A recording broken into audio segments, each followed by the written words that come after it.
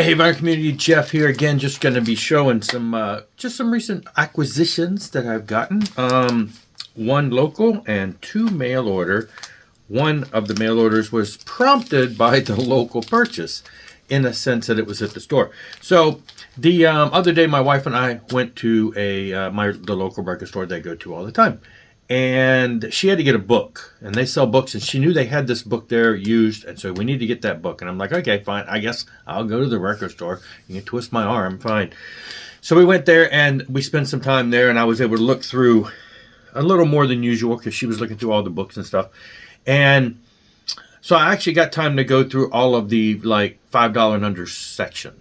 You know, the stuff that's been in the store too long, and they're trying to just get rid of it. And so I found a couple things I wanted. I ended up only buying this one, though, from that section. And it kind of perplexed me a little bit. So it's a Status Quo album. Just a Status Quo on it. And I'm like, I have the majority of Status Quo stuff, you know, in some format, mostly digital, maybe some CDs, things along that line.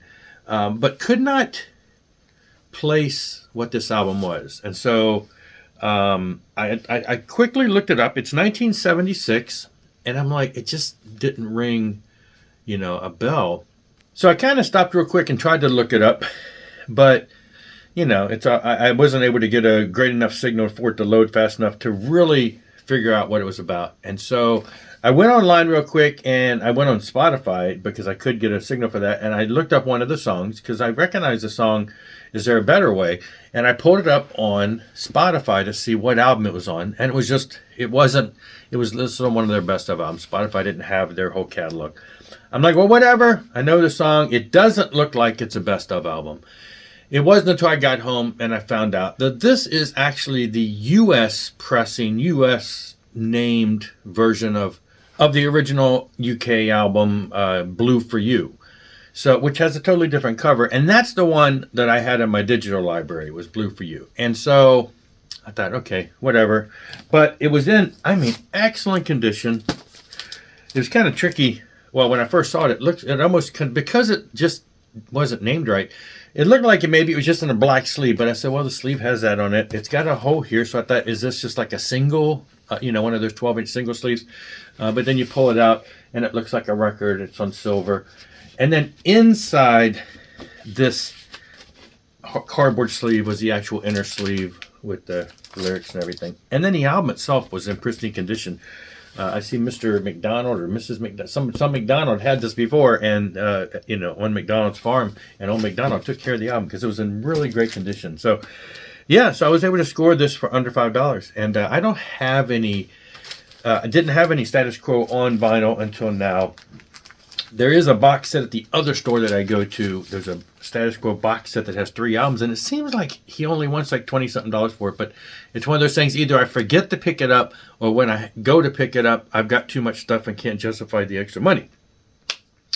But it's some kind of a box set that has like 3 albums in it, or maybe it's live stuff, I don't know. But anyway, it looks cool. So, and then, so while we're there, so I'm doing other stuff, and my wife actually goes over to, they have a glass case where they've got really, costly stuff in there, including a bunch of albums. And I have to say, I rarely go over there and look. I just kind of forget. It's behind the counter. They have books and stuff like that make it, more expensive stuff. My wife, she says, you realize over there in the case, they have a Jars of Clay album for $350. And I'm like, I didn't realize that Jars of Clay had any vinyl out. So I went over there and looked, and sure enough, it was the first Jars of Clay album from the 90s. Probably one of my favorites. And so I quickly looked it up and found that it had been reissued on vinyl in 2010 by the band, limited, sold through their website, and on tour. It was sold on tour. And then in 2011 was sold through their website. So it's long gone. A limited pressing, and $350 at my local store. And I looked it up on Discogs, and there was 3 copies for sale, one for $500, one for $750, and one for like $1,000 or something. So $350 was a great price, way out of my range. I don't think I just can't find justifying that kind of money on a record. That's just me. So I went to the website and thought, hey, maybe they've got some other stuff. Because it's kind of frustrating sometimes when the bands release it and they only sell through their website and you kind of don't hear about it. It's not like regular distribution, so missed out on that one. Did find that they did have Little Drummer Boy, or just in this case, Drummer Boy, which I didn't realize was a 10-inch, but it is a 10-inch. And this was a single, and I have the CD single of this. It's got, they've done a lot of Christmas albums since this point, but it's got 4 songs, Little Drummer Boy, and then it's got the Little Drummer Boy Grinch mix. He Acoustic, which is from the first album, and then God Rest You Merry Gentlemen, and it's on green. So this came out, I guess, a handful of years ago, and they had it on there. It was only $10, so I grabbed one. Then I looked on Discogs, and somebody's selling one on Discogs for $60. I'm like, you can sell it. You can get it on the website for $10. Should have probably bought a couple of them. Maybe they'll be worth something. So I grabbed that. So that was, spurned on by what I saw at my local store for $350, which crazy. But anyway, this other one of those Amazon price drops. I've had these on my wish list since they've been reissued in the past year. They've been reissuing the vinyl of this band's catalog, first time on vinyl, and this one dropped down into the teens, and I thought, I'm going to grab it. The Flower Kings, it was listed as being, and there was nothing wrong with it. It was still in the shrink. It was brand new. I don't know why the price dropped. It seemed like it might have been like it was listed as maybe it had a ding on it or something, but it was still sealed. But it's a double record set. Comes with the CD.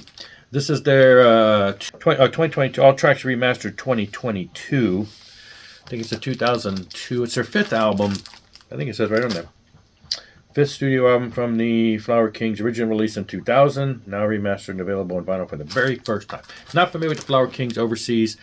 Ronan Stolt is the singer, guitar player. He is, I was made aware of him because he's also one of the guys in the supergroup Transatlantic with Mike Portnoy and Pete from Marillion and Neil Morse, who at the time was from Fox Beard.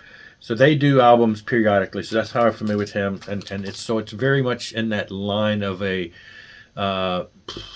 prog-ish type stuff. A little on the lighter side, not so much prog hard rock as much as it is prog psychish feeling at times. That kind of a more melodic, but at times rocky. So anyway, I've got all their stuff on my wish list because they have just been reissued all on vinyl, and this is the first one I've been able to grab. So my first Flower Kings on vinyl.